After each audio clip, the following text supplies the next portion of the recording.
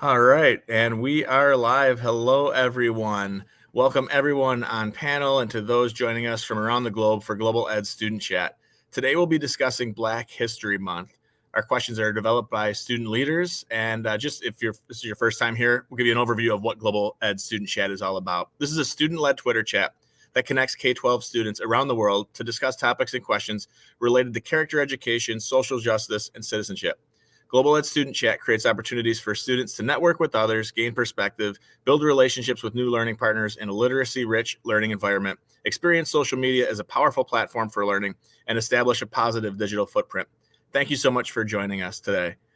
We have actually a very special guest with us back at Global Ed Student Chat, Garvey.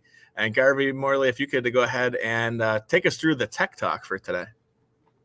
Yes, sure. So if you're watching on YouTube, you can sign in with the Google account and use the chat to comment or ask a question. If you have Twitter, follow the hashtag GlobalEdSSChat to read the ideas, thoughts, and questions shared by others. We will use the Q1A1 format. Use hashtag GlobalEdSSChat to add your thinking and get involved in the conversation. Feel free to share your first name and wherever in the world you're joining from today. If you ask questions, we'll bring them to the panel. Please remember that the audience for this chat is K through 12, so your comments, questions should be appropriate for all ages. Excellent. And we have a very special guest expert on panel, Valerie Lewis, joining in. Valerie, if you would like to take a minute to introduce yourself. Absolutely. Thank you so much for having me a part of this panel, a beautiful panel it is as well. My name is Valerie Lewis. I'm an educator of 22 years. I am an administrator at the high school level here in Gwinnett County, Georgia. And I am so excited to be part of this panel today. My good friends, Michael and Ms. Casa Todd, have invited me to come on board and just being able to speak with not just you guys, but just to know this global network of educators that have poured into me and have helped shape and strengthen who I am as an educator today is what I am most proud of. So thank you guys again. And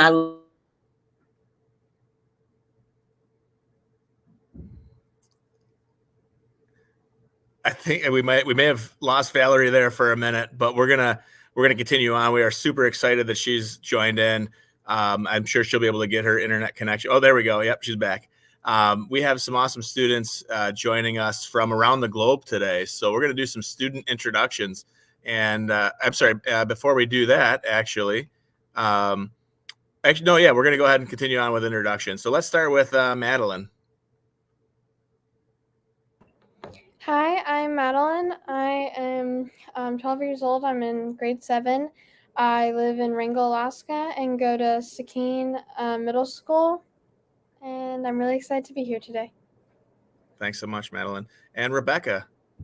Hi, I'm Rebecca. I am a grade 10 student at Cardinal Carter Catholic High School, and I'm very excited for today's meet. And can you share where Cardinal Carter is in the world? So people where you're joining from. Canada, Ontario. My bad. Awesome. Canada, Ontario. Very good. And Garvey.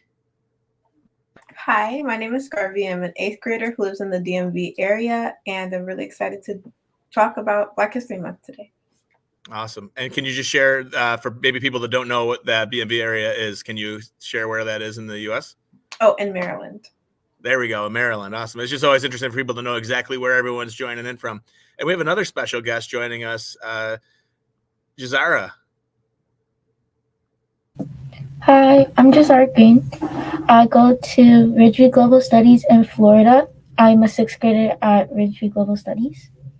Excellent. Thank you so much for joining in to Global Ed Student Chat today. Madeline, if you'd like to take us through some of the norms for today's Tweet and Talk before we get started with the questions. Or sorry, Rebecca. All right, so for today's norms, we will have 30 minutes to discuss 3 questions. Please be mindful that this chat is open to students K to 12. Active participation from all classes is how we learn. All comments made during the chat should be positive and productive. We will welcome diverse opinions. You may not agree with something someone has said, but we ask that when challenging an idea that you respectfully disagree with the idea and not the individual person. Being respectful online includes using language that is inclusive and culturally appropriate. Excellent. So, Maddie, if you'd like to take us into the first question, we can get started. We've got 3 questions over 30 minutes that we're going to dive into. Okay, yeah. So for the first question, do you think there is a value in celebrating Black History Month worldwide? Why or why not? And I'll go ahead and answer this question. Yes, I think it's great to celebrate different cultures in Black History Month and even other months like Native American Month. I myself am Alaska Native, so I think just celebrating all cultures, all months like that is awesome, and it's super cool just to learn knowledge about that type of thing. So I'd like to jump in and just continue to add to what Madeline said. I do believe Black history should be celebrated worldwide due to its educational values. During Black History Month, countries that celebrate it educate their people, particularly students, about the values and overcome struggles of the past. It is important to be educated on this topic to avoid future discrimination and teach others the difference between right and wrong. I'll go next. I think that there's value in celebrating Black History Month because Black history and culture play a really important role in the things that we do every day. And so just learning about where the roots come from is very important. So I'll go next. I think that there is a value with celebrating Black History Month because it's a joy to celebrate somebody's culture who has been like beaten down because of what happened in the previous past, and it really shows where history started and where history came from and originated from.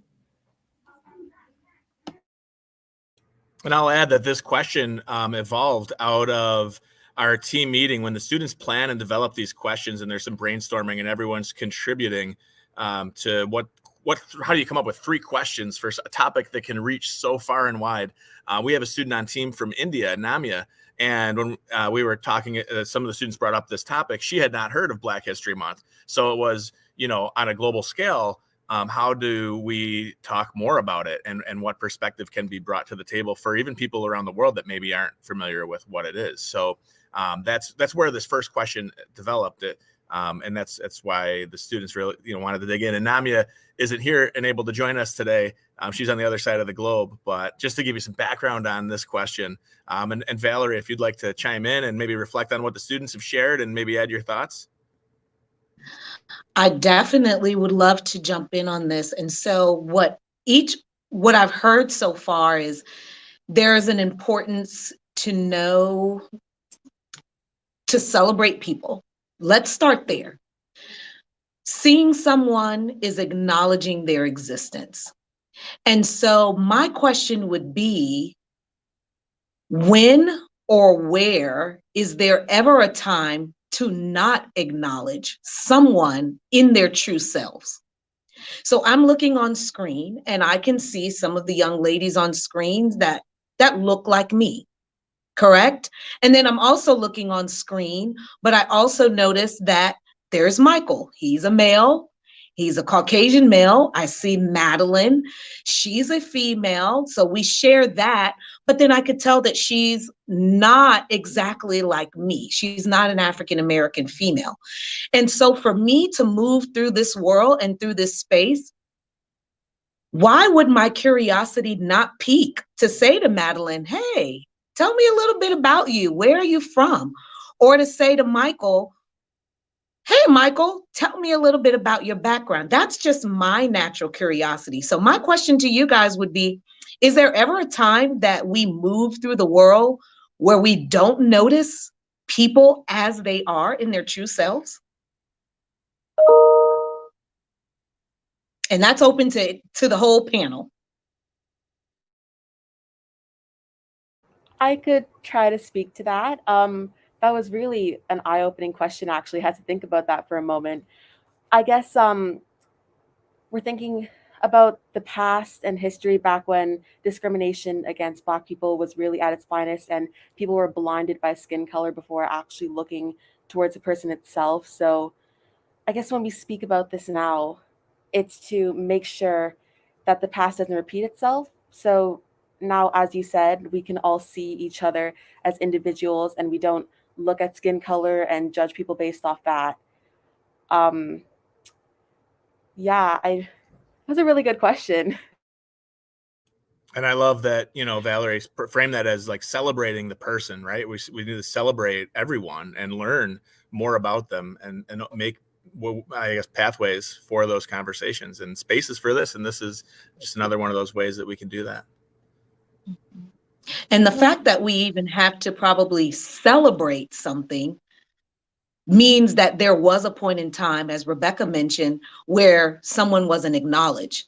So the fact that we feel like we have to make a celebration about it, in some ways that might be problematic. Because if we're acknowledging people 365 days versus just limiting it, and if you look back at history, Carter G. Woodson, who started Black History Month, acknowledged it or just wanted a week. We just wanted a week. Now, how sad is that to know that no one noticed you and you have to beg for 7 days out of 365 to at least be acknowledged? How painful might that be to know that you are in a building, all of you all are students, K through 12, and you're in school 180 days. And not one of those 180 days, your teacher even acknowledged you, or the principal in the building acknowledged you, or other students in the building acknowledged you. And it got to the point where you had to beg, can I just have one day where people just talk to me? So let's put things into perspective. Yes, we do love the celebration aspect, but we have to think about, why does even someone have to even ask to be acknowledged and celebrated? What pains did they have to go through to even get to that point? It should be normal. It should be natural. Absolutely. And I guess that's a important, a nice, perfect segue, I guess, into question 2. Maddie, if you'd like to take us into the next question, I think it's going to tie into exactly what Valerie's talking about. Okay, yeah. So question 2, how do you think schools can spread awareness about Black history beyond a single month? And for me, I'm an avid reader. I love reading any books, and for me, the way I think a lot of people can learn like super easy is through books, and I actually have some books with me that I've been reading or have read in the past. This one I'm reading right now, Legendborn. I think it's really good. Definitely recommend. Very powerful. And then I'm reading this one as well by Angie Thomas. She also wrote The Hate You Give. Definitely recommend that one. And Hidden Figures, this book. And all these books, they're so powerful, and I've learned so much from them. And I think a lot of people can learn lots from books like that. And anything also like a book, but that's just for me. I love reading, so that's an easy way for me and some of my peers to learn stuff. I think that's really amazing. Books are a really great way to learn things, especially and also videos and podcasts are also a great way to learn things. Just finding videos that teach you more about Black history and podcasts that talk about hard topics like Black history and Black hair politics and stuff like that. I also think that teachers should try their best to incorporate Black figures relating to the topic. Like my teacher used to find a scientist for the month. So maybe finding a Black scientist for that month that was really important and vital in what you guys are learning in class. And yeah. Yeah, so to follow that, I gotta say, in my experience, Cardinal Carter, my school, already does a really good job at expanding the importance of Black history beyond just the month of February. And I think that all schools should be looking into carrying quality resources like books, articles, biographies, recognizing specific individuals, media, posters, and more for their students' accessibility. This is a small way to keep the education flowing year long. This way, students have a reliable source of the true past to learn from at any time they're interested. And just the way Madeline was talking about books like Legendborn, actually, my teacher librarian has been insisting that I read it, which means that we do have good resources like that already in our library, like Legend Born, The Hate You Give, I believe we have here as well. And we have loads of resources, even in English class and in history class at one point. We did actually watch a video tying into what Garvey mentioned about hair. We watched a video on embracing Black hair because there was a time when I guess it wasn't accepted based on preferences. But yeah, I think that these are just different ways that other schools can look into as well. And to add on to what Rebecca said, I think that we can help expand on Black History Month at schools because my school, it's all about diversity. We love bringing in new people from different cultures to our school. And one of the big things is that I was scared because it's my first year here. I was scared when I first came because I was like, what if I don't know nobody? What if nobody wants to talk to me? But they recognized me as an individual and they didn't care about what about my personality, what about my hair, what about my skin color. They just cared about me as an individual and how I was working, how I was doing things that were great in the moment. And they would recognize different people. We would have birthday shout outs to recognize each individual on their birthday. We would do things like that just to recognize one individual.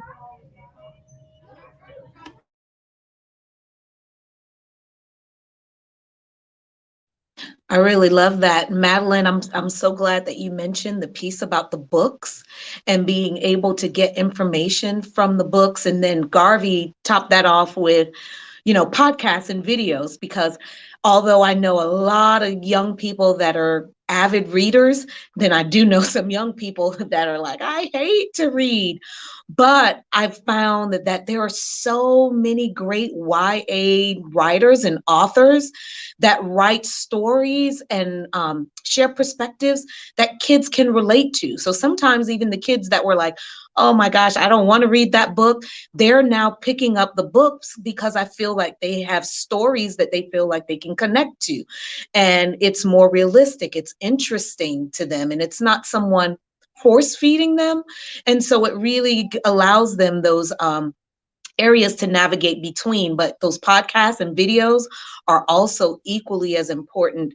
And I do love, Jaharza, that your school allowed you to feel a sense of belonging, because I think that's the number one thing. We all want to belong. We all want to feel a part of something. That's why family is important to many people, because that's your safe space. That's the immediate community that you're born into, is loving parents, a household that you can relate to and connect to. And I understand not everyone's family experiences are the same, but I don't think I've ever really run into anyone that just did not want to belong or feel included or wanted to be acknowledged. So you all have really shared some powerful pieces on ways in which schools can do a better job with, yes, expanding beyond Black History Month, but the books are definitely one easy way to add them onto the library bookshelves. And I know right now in our country, we're kind of experiencing some things where there are books being banned. And so I'd love to hear your thoughts around when someone feels that there's a book they can go pick up to learn from or find characters that look like them, and now there's this whole ban thing. What are your thoughts on that? How do we deal with that? I'd like to volunteer and go. I think that it discludes, it doesn't include others. And I think as a whole world, as you just said, we like to feel like we belong in a community and that people care about us. So I think it's just really upsetting how I can't read a book about a girl or a boy or a non-binary person who looks like me going through struggles in their community. I'm not able to read because people who are administrators at our school think that that's not important. And so as somebody who is a person of color who enjoys reading about other people's experiences, I think that it's just unfair. Yeah, and I would like to add to that as well. In terms of book bans, I don't agree with them, but I do think that there should be an age limit to it. If they feel the need to not allow people to read them, then they should at least consider an age, because there are some cases where people are introduced to books with mature matters at an age before they've completely matured themselves. So they can take that out of proportion and twist history or just the current present, um, and use that as insults in certain ways. So, yeah, I disagree with book banning, but I think that there should be an age or a compromise of some sort in there. I also would like to add on that I think that book banning shouldn't. I don't think they should ban books because the author can feel discouraged by that also, because the author may be thinking, oh, I can help my culture by making this book and letting them read it and let other people be exposed to this culture.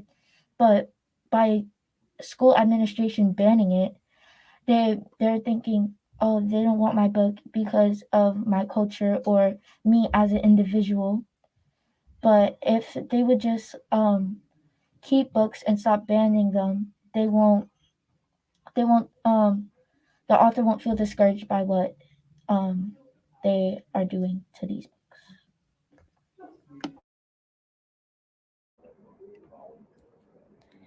I definitely agree with Rebecca. Like some books are just too mature for like younger kids. Like some books I read now I wouldn't have read 2 years ago, but banning books, I think that's just a little too much. It's just very unfair that people can't read certain books, or the banning of the books. Also, like, yeah, the author, that might be discouraging to the author.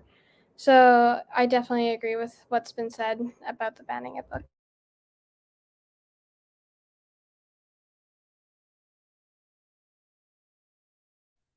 Thank you guys for your perspective. And and hopefully we can get to a place where everyone feels comfortable in telling their stories. And we understand that sometimes stories are exactly what you mentioned, not for everyone, or maybe not at that particular point in time. And that's okay. We all have our own preferences of foods that we like, music that we listen to, and we all have our opinions about certain things. And we can't always get everybody on board, but it doesn't mean that you should not have an opportunity to share your thoughts. As long as we can do it, I think, in a way that's civil and respectful, I think that everyone should have a seat and a voice at each and every table. And we should learn to discourse, and we should be able to debate. We should be able to do that in a way where people's integrity are restored and kept intact.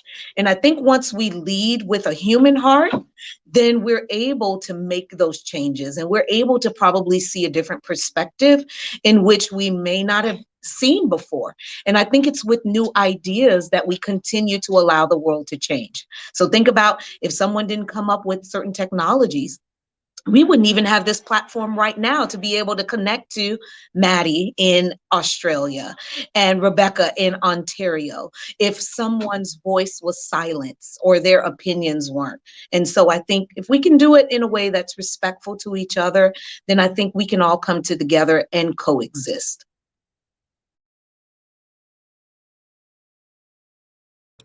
That's some great thoughts. Thank you so much, everybody, for adding to that conversation. I think, Maddie, I think we're ready to just lead into question 3 here, our final question for today's Tweet and Talk panel. Yep. Okay. Does Black History Month help eliminate prejudice, bias, and racism?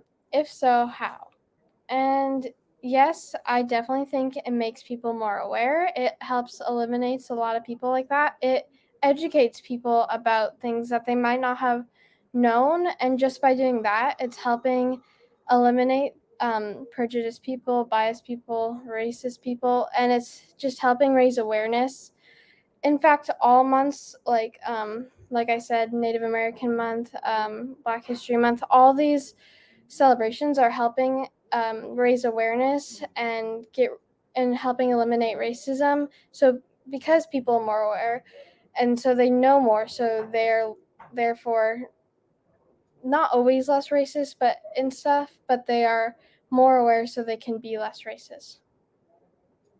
Yeah, tying exactly into what Madeline just said, I do believe Black History Month and overall learning about Black history in general classes is a strong step towards eliminating discriminatory racism, bias, and prejudice. I say this because it's the education on the matter that changes people's opinion, because not everyone is fortunate enough to learn about racial past or their heritage at home, excuse me, which is why it is very important for schools and other superiors to educate them on this matter. They can correct wrong ideas that could lead to future discrimination due to lack of communication and influence others to continue teaching generations about the past and racial equality. And to add on to what Rebecca said, I think that Black History Month is really helping with racism at this point because it's making movements, big movements, promote more like Black Lives Matter and more movements that can help people to feel like they have other people, not only their race, but other races, help by their side while they're going through this, while they're going through what's been going on through this time. And I think that it's actually opening people's eyes, and they're like, "Wow, this is happening," and they're adding on and helping people who are going through this right now. Yeah. I'd like to say that a lot of the time, discrimination and prejudice and bias come from a place of not knowing. So, teaching about this at school, and school is the place that we spend most of our time as kids, it's very helpful to just eliminate the anything that's not true. And like Rebecca and everybody else was saying, the education part is most important. So, yeah.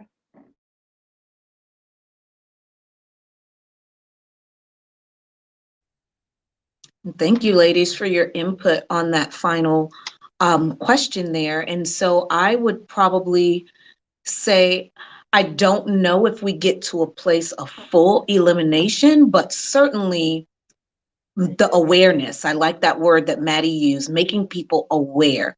And so that's all that we really can do, right? Is make people aware. I believe I heard someone else say educate as well.